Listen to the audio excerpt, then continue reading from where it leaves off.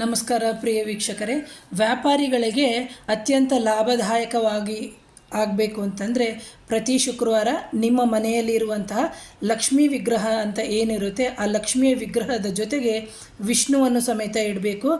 ಲಕ್ಷ್ಮೀ ಮತ್ತು ವಿಷ್ಣುವನ್ನು ಇಟ್ಟು ನೀವು ಅಭಿಷೇಕವನ್ನು ಮಾಡಬೇಕು ನೀರಿನಿಂದ, ಹಾಲಿನಿಂದ.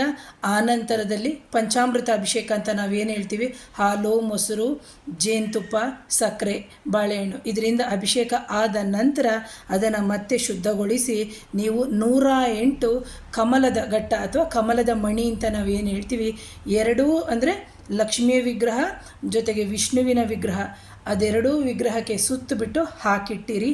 ಆನಂತರದಲ್ಲಿ ನೀವು ಮಂತ್ರವನ್ನು ಪಠನೆ ಮಾಡಬೇಕು.